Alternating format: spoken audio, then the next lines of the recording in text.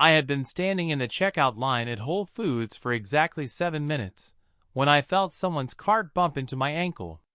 Not a gentle tap, mind you, but a deliberate shove that made me wince. I turned around to find a woman in her mid-50s with an asymmetrical bob haircut that screamed, "I demand to speak to your manager," glaring at me like I had personally insulted her entire bloodline. "Excuse me, but I am in a terrible hurry. I need to get through this line immediately." I blinked at her, taking in her designer athleisure wear and the cart that contained exactly 3 items: a bottle of organic kombucha, a package of gluten-free crackers, and what appeared to be an extremely overpriced candle. My cart, by contrast, was loaded with a full week's worth of groceries. I had at least 40 items, and I had been patiently waiting my turn like a civilized human being. "I understand you are in a hurry," I said calmly, "but as you can see, there are several people ahead of me, and I have been waiting in line. Perhaps you could use the express lane?" Her eyes narrowed into slits that would have made a snake jealous. "I do not think you understand who I am. I am Karen Whitmore, president of the Meadowbrook Estates HOA, and I do not wait in lines. Now, I want to pause here and tell you something about myself. My name is not important, but what is important is that I had just closed a rather significant business deal the previous week. The kind of deal that involved multiple attorneys, a private equity firm I had quietly built over the past 15 years, and enough zeros to make most people's eyes water. I did not advertise my wealth. I drove a modest car, wore simple clothes, and generally kept to myself. But I was not someone who could be easily intimidated. Before we continue with this absolutely wild story, I would love it if you could hit that like button and subscribe to Karen E World. Trust me, you are going to want to see how this plays out, and there are so many more stories like this one waiting for you. Your support really helps the channel grow, and I promise you will not regret sticking around for what happens next. I said, "I need to get through this line now." "Ma'am," I replied, maintaining my composure, "I am afraid that is not how grocery store lines work. We all have places to be." The woman, Karen Whitmore, as she had so helpfully identified herself, took a step closer to me. I could smell her perfume, something expensive and overpowering that probably cost more per ounce than most people's monthly car payment. "You clearly do not understand the gravity of this situation. I have a very important HOA meeting in 45 minutes, and I cannot be late. I am going to have to insist that you let me go ahead of you." The audacity was breathtaking, really. I had encountered entitled people before, plenty of them in my line of work, but this woman had elevated it to an art form. The other people in line were now watching our exchange with undisguised interest. The elderly gentleman behind Karen looked particularly amused. "No," I said simply. Her face turned an impressive shade of crimson. "What did you just say to me?" "I said no. You may not cut in front of me. You are welcome to wait like everyone else." Karen's mouth opened and closed several times, like a fish gasping for air. Then she did something that honestly shocked me. She grabbed my cart and attempted to physically move it out of her way. Now my cart was heavy, and I had a firm grip on it, so her attempt was unsuccessful. But the sheer entitlement required to actually put her hands on someone else's property in a public place was staggering. "Ma'am, you need to stop touching my cart," I said, my voice dropping to a tone that I usually reserved for boardroom negotiations when someone was being particularly difficult. "Or what? What are you going to do about it?" "I am going to call security and have you removed from the store for harassment." That seemed to give her pause, but only for a moment.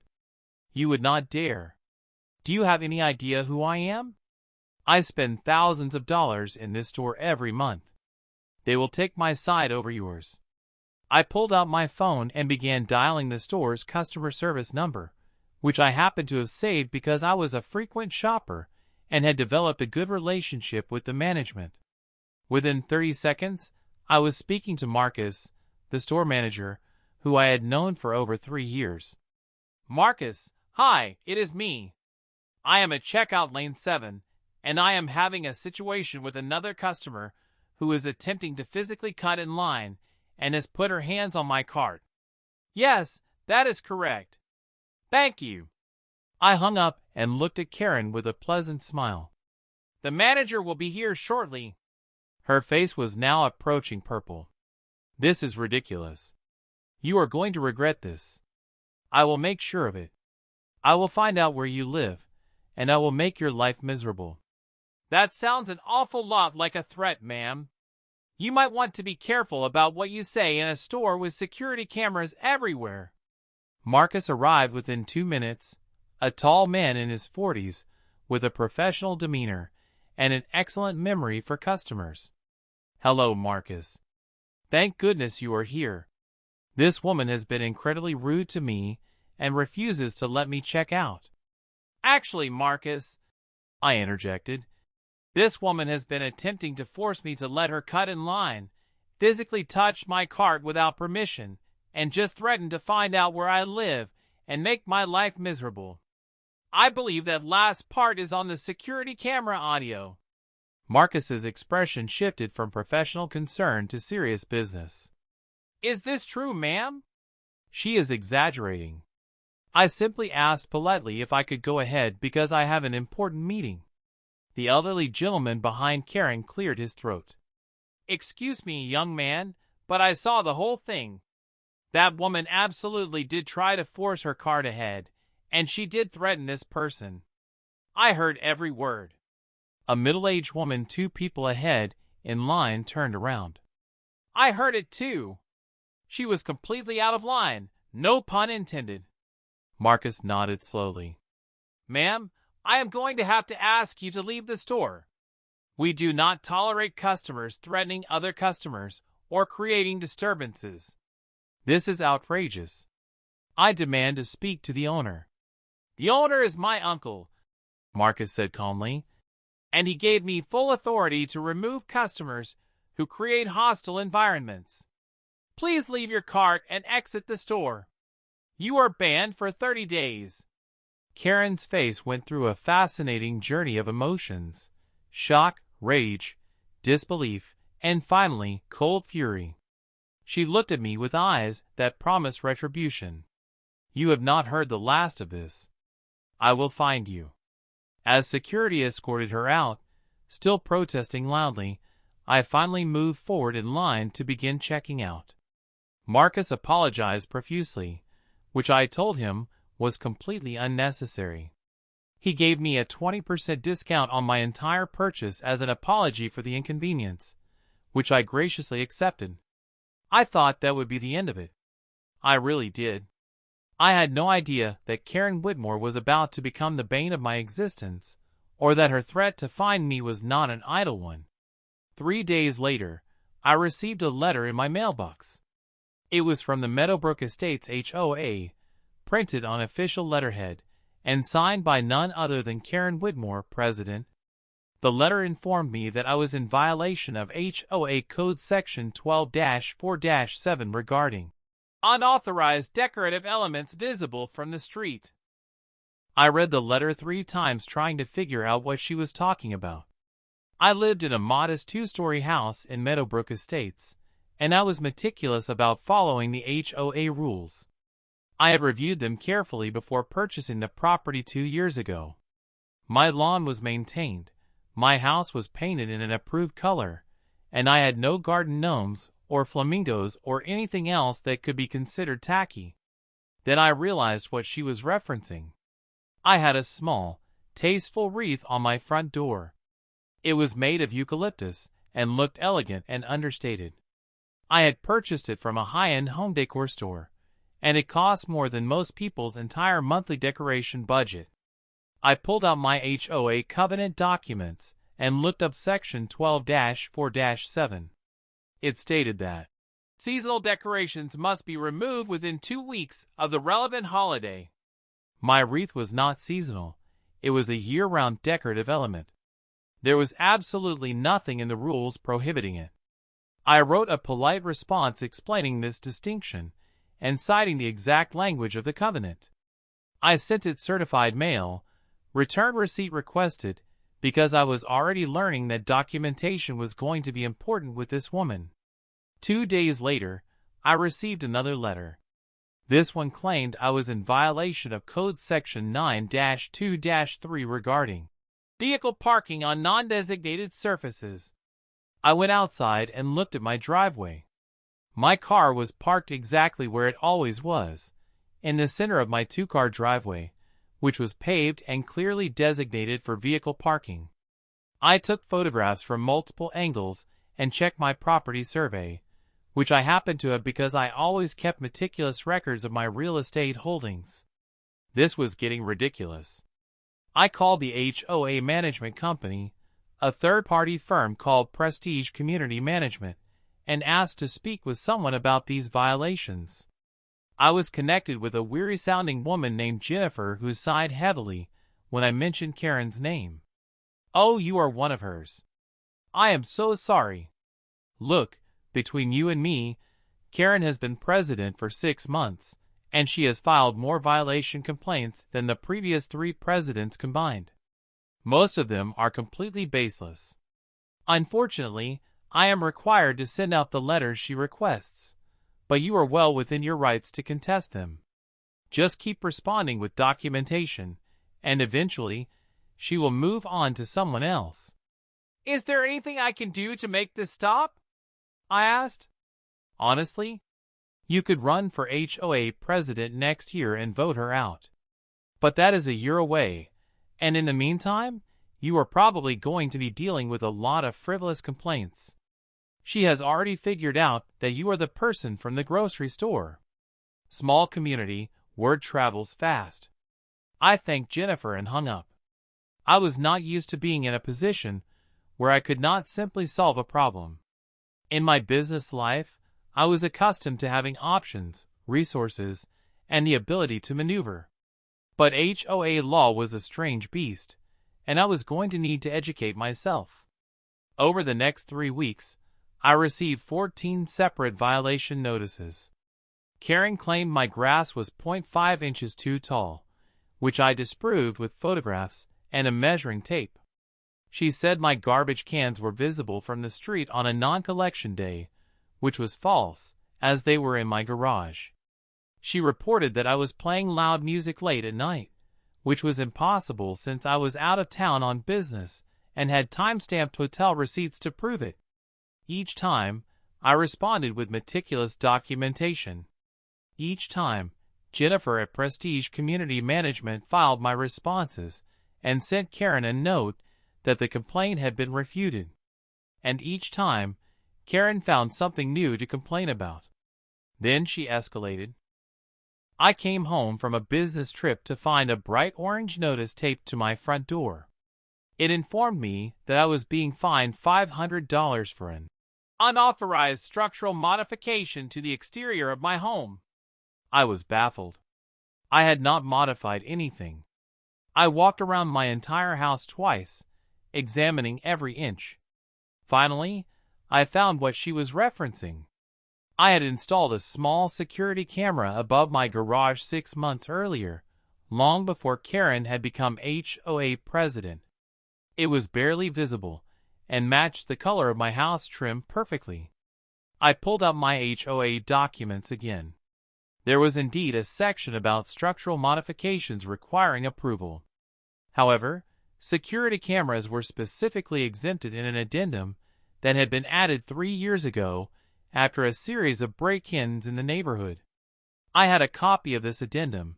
I had reviewed it before installing the camera, and I had made sure to comply with all the specifications. I wrote another response, attached a copy of the addendum, and included photographs showing that my camera met all the requirements, including size restrictions and color matching. I also noted that this was the 15th frivolous complaint I had received in less than a month, and I was beginning to consider this harassment. Karen responded by calling an emergency HOA board meeting to discuss my pattern of violations and insubordination to board authority. I attended the meeting, which was held in the community clubhouse on a Thursday evening. There were 4 other board members besides Karen, a retired accountant named Bob, a young software engineer named Priya, a real estate agent named Tom, and a school teacher named Susan. They all looked uncomfortable as Karen spent 20 minutes presenting a PowerPoint presentation about my alleged violations. When she finished, I calmly presented my documentation refuting every single claim. I had organized everything in a professional binder with tabs, photographs, citations to the HOA covenants, and relevant correspondence. I spoke for exactly 10 minutes, keeping my tone professional and factual. Bob cleared his throat. Karen, looking at this documentation, it seems like all of these complaints have been adequately addressed. I am not seeing any actual violations here. That is because he is a lawyer, and he knows how to manipulate the rules. I am not a lawyer, I said calmly, although I had 3 lawyers on retainer, and could have easily become one if I had chosen that path. I am simply a homeowner who reads the covenants and follows them. Priya leaned forward. Karen, I have to agree with Bob. These complaints all seem questionable. Maybe we should move on? Fine. But I am keeping my eye on him. He is up to something. After the meeting, Bob approached me in the parking lot. Look, I am sorry about all this. Karen is difficult. She ran for president because she wanted control over the community, and she has been on a power trip ever since. Most of us on the board try to moderate her, but she has a lot of free time and a lot of energy for this sort of thing. My advice? Keep doing what you are doing, document everything, and wait for next year's election. Does anyone else want to run against her? I asked. Bob laughed. Are you kidding? Nobody wants the headache. Being HOA president is a thankless job that pays nothing and makes everyone in the neighborhood annoyed with you. The only reason Karen wants it is because she likes the power. I went home and did something I very rarely did. I called my attorney, a brilliant woman named Patricia, who had been handling my business affairs for over a decade. I explained the situation, and she listened without interrupting. When I finished, she was quiet for a moment. Then she said, I am going to give you some advice as your attorney and your friend. Let this go. You could absolutely make this woman's life difficult with the resources at your disposal, but it would not be worth your time or energy. She is a petty tyrant in a suburban HOA, not a threat to your business or your well-being. Document everything, contest the complaints, and ignore her as much as possible. Patricia was right, of course. But then Karen made a critical mistake. She went after something I actually cared about. I had a dog, a 7-year-old golden retriever named Cooper, who I had rescued 5 years earlier. Cooper was the gentlest soul on the planet, beloved by every neighbor who met him. He had never bitten anyone, never barked excessively, and was always leashed when outside. One morning, I received a letter from Animal Control stating that they had received a complaint about a vicious dog at my address. The complaint claimed that my dog had charged at someone aggressively, and that I was allowing it to roam the neighborhood off-leash in violation of local ordinances. Both claims were completely false. Cooper had arthritis and could barely work up the energy to chase a squirrel anymore, let alone charge at a person. And he was never, ever off-leash outside of my fenced backyard. I called Animal Control and explained the situation. The officer who came to my house was sympathetic. He could clearly see that Cooper was about as vicious as a teddy bear. He filed a report indicating that the dog showed no signs of aggression, and that my property was secure and in compliance with all regulations. But the complaint itself was still on record. And under local law, 3 complaints about the same dog, even if unfounded, triggered a mandatory dangerous dog evaluation that cost over $1,000 and could result in restrictions on where Cooper could be walked. I knew exactly who had filed the complaint, even though it was supposed to be anonymous. There was only one person who had any motivation to cause me problems. That evening, I sat in my home office and made a decision. I had tried being reasonable. I had tried following the rules. I had tried ignoring the harassment. But going after my dog crossed a line. It was time to use the resources at my disposal. I started by doing research. Extensive research. I pulled property records for every parcel in Meadowbrook Estates. I reviewed the HOA's financial statements, which were technically public record for homeowners. I obtained copies of all board meeting minutes for the past 5 years.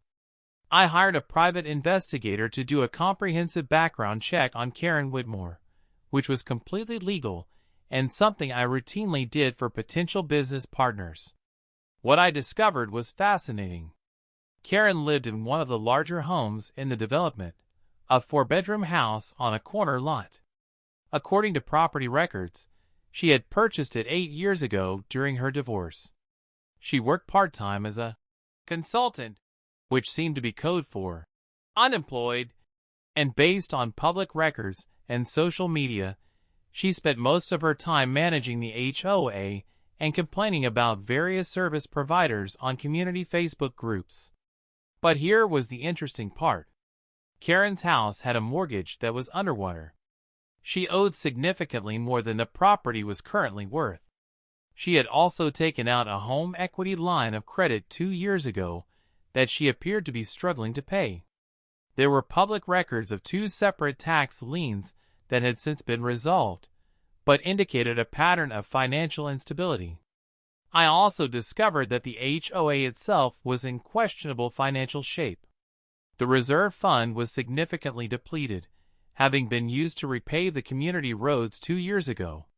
There were several deferred maintenance items, including a community pool that needed resurfacing and a clubhouse with a leaking roof. Then I found the most interesting piece of information. The HOA covenants included a clause that allowed homeowners to petition for a special assessment vote if 60% of homeowners signed the petition.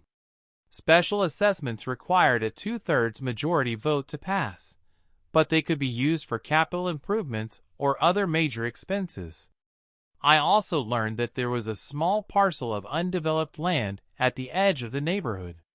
It was about half an acre and zoned for residential use. According to the plat map, it had been part of the original development, but had never been built on. The developer had gone bankrupt during the housing crisis, and the land had eventually been sold to a holding company for back taxes. I made some phone calls. The holding company was happy to sell. The price was surprisingly reasonable.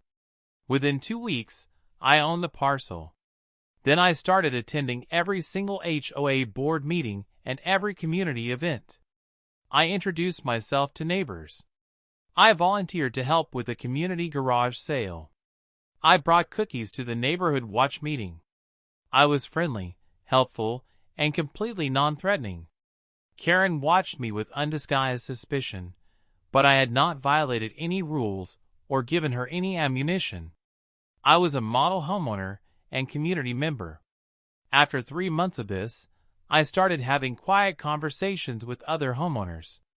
I asked them about their experiences with the HOA. I listened to their complaints about rising fees and deferred maintenance. I sympathized with their frustration about receiving violation notices for minor infractions. I learned that I was not the only one who had been targeted by Karen. She had sent violation notices to over 30% of the neighborhood in her tenure as president. Most people had simply paid the fines rather than fight them, even when the violations were questionable. Then I made my move.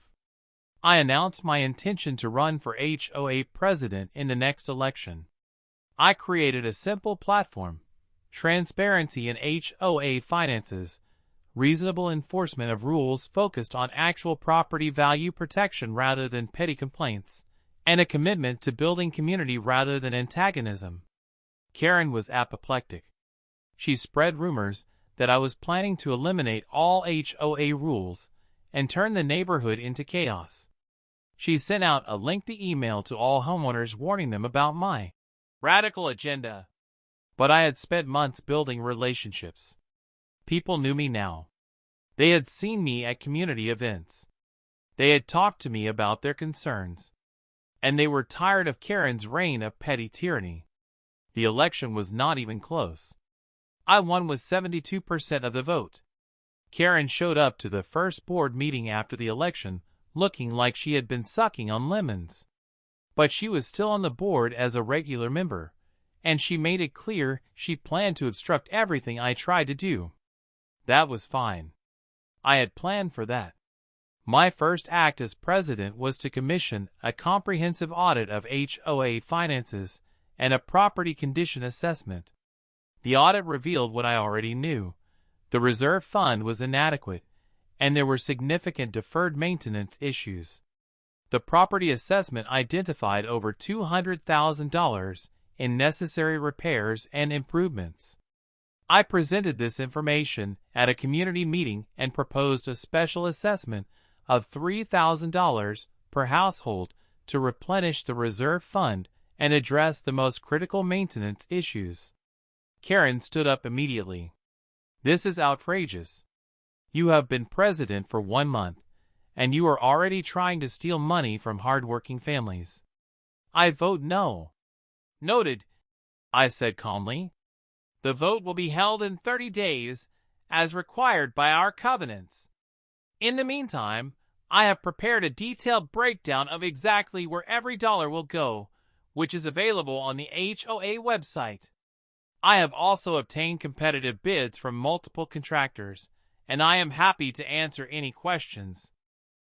Over the next 30 days, I held 3 information sessions where homeowners could ask questions about the special assessment. I was transparent about every detail. I explained that while $3,000 was a significant expense, it was necessary to prevent much larger expenses down the road. I also pointed out that our annual HOA fees were actually below market rate for comparable communities, and that this was a one-time assessment. The vote passed with 68% approval. Karen voted no, of course, and tried to organize opposition, but she could not overcome the fact that I had been transparent and thorough in my presentation. When the assessment notices went out, every homeowner received a bill for $3,000, due within 90 days. There were payment plan options available for anyone who needed them. Karen immediately sent an email to the entire community claiming she could not afford to pay, and that this was targeted harassment designed to force her out of her home. She demanded that the board waive her assessment due to financial hardship. I replied to the entire community with a professional email explaining that the HOA covenants did not allow for individual waivers of special assessments, and that all homeowners were required to pay equally. I noted that payment plans were available, and that we had specifically structured the timing to allow people maximum flexibility. Karen then made the mistake I had been waiting for. She sent another community-wide email claiming that the assessment was illegal, and that she would be filing a lawsuit against the HOA and me personally to block it. That gave me the opening I needed. I called an emergency board meeting and presented evidence that Karen had been using her position as former president to access HOA funds for personal purposes. Nothing major, just small things like using the HOA credit card for personal purchases that she had characterized as community expenses. A coffee here, a lunch there, some office supplies that had never made it to the HOA office. In total, it was about $1,500 over 2 years. The board voted unanimously to demand repayment and to refer the matter to the HOA attorney for possible legal action if she did not comply. Karen showed up to my house that evening furious. "You are trying to destroy me. This is revenge for the grocery store, isn't it? You have been planning this the entire time." "Karen," I said calmly, "you stole from the HOA. You used your position to embezzle funds, even if it was a small amount. You then threatened to file a frivolous lawsuit to avoid paying a legitimate assessment. These are the consequences of your actions. I made mistakes, yes, but nothing that warrants this kind of treatment. I will fight this. You are welcome to try. But you should know that if you do not pay back the money and pay your special assessment, the HOA will place a lien on your property. Given your current financial situation, which is a matter of public record, I do not think that would be in your best interest. Her face went pale. How do you know about my financial situation? Property records are public, Karen. Mortgage balances, tax liens, property values. It is all available if someone knows where to look. I am a businessman. Due diligence is what I do. She was shaking now, whether from rage or fear I could not tell. I cannot afford to pay $4,500 right now. I just cannot. There are payment plans available. You have options. But threatening to sue the HOA and continuing to disrupt community business is not going to help your situation. Karen left without another word. I thought perhaps she would finally back down.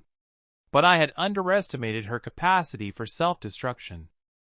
Instead of paying the assessment or arranging a payment plan, Karen hired an attorney and filed a lawsuit against the HOA claiming that the special assessment was improperly authorized and that I had manipulated the vote.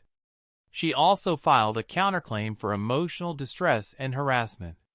The lawsuit was completely without merit. We had followed every requirement in the covenants. The vote was properly noticed, properly conducted, and passed by a significant margin. Her claims of emotional distress were laughable given her own pattern of harassing behavior. But lawsuits are expensive, even frivolous ones. The HOA had to hire an attorney to defend against her claims. Legal fees started mounting. That was when I implemented the final phase of my plan. I called a special board meeting and proposed a new community rule. Any homeowner who filed a lawsuit against the HOA without prevailing would be responsible for reimbursing the HOA's legal fees. This was well within our authority to enact, and it passed unanimously. Then I did something that Karen had not anticipated. I filed a countersuit on behalf of the HOA for abuse of process and for the embezzled funds, plus interest and penalties. I also filed a motion to have her lawsuit dismissed as frivolous. The judge granted our motion for dismissal within 60 days. Karen's attorney withdrew from the case, apparently having realized it was unwinnable.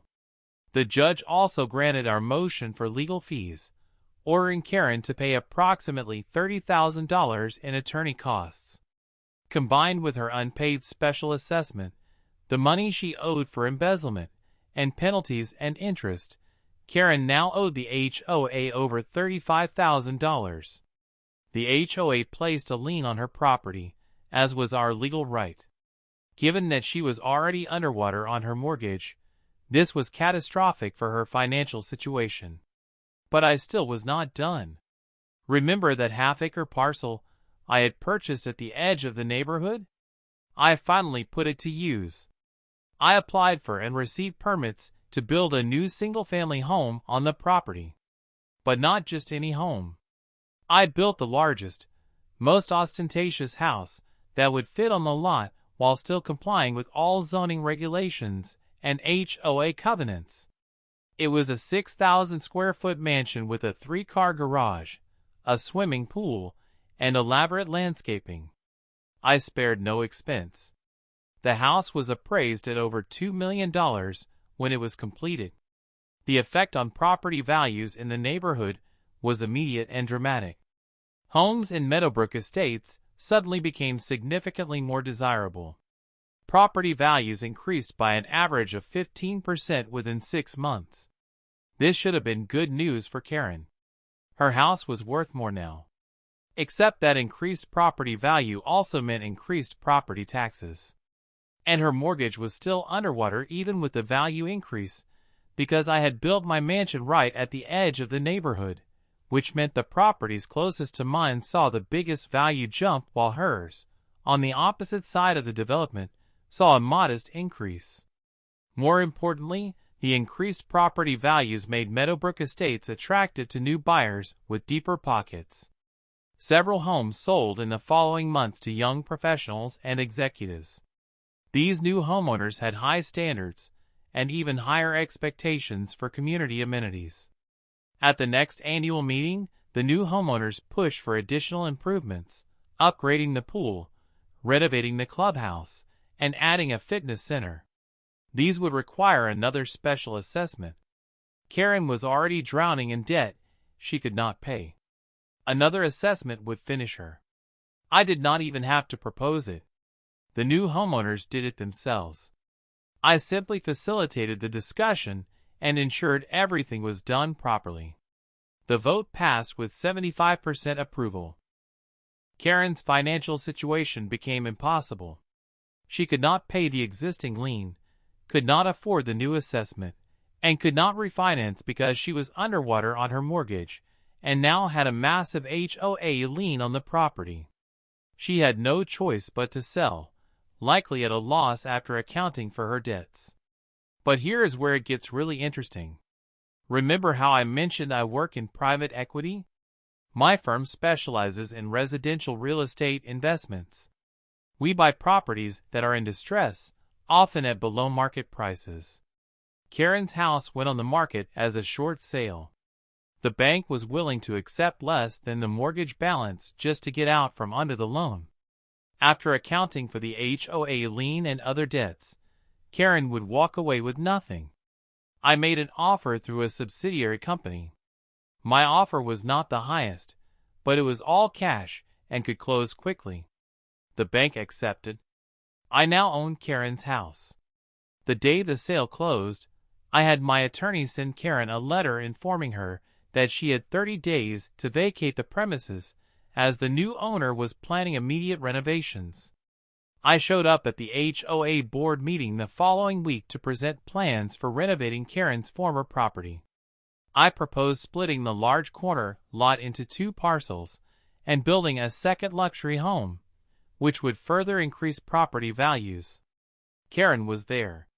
She had remained on the board despite everything because technically she was still a homeowner until the sale closed. This was her last meeting. When I presented my plans, she finally understood the full scope of what had happened. I had not just defeated her. I had systematically dismantled her entire position. I had turned her own complaints and her own rules against her. I had used her lawsuit as justification for policies that bankrupted her. I had increased property values specifically to make her financial position untenable. I had bought her home. And now I was going to profit from it, while making the neighborhood even more expensive and exclusive. She stood up slowly, her face completely drained of color. You planned this. From the very beginning. You planned all of this. I looked at her calmly. I followed the rules, Karen. I enforced the covenants. I acted in the best interest of the community. Everything I did was completely legal and proper. You taught me that rules matter. I just learned the lesson better than you did. Her mouth opened but no sound came out.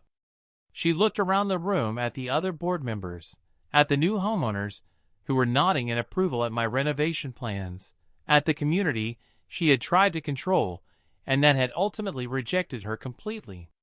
The realization of how thoroughly she had been outmaneuvered washed over her face in a wave of absolute horror. If you enjoyed this story of ultimate HOA revenge, please hit that like button and subscribe to Karen Eat World for more epic tales of entitled people getting exactly what they deserve. Your support means everything and helps me keep bringing you the most satisfying stories on the internet. Trust me, you do not want to miss what is coming next.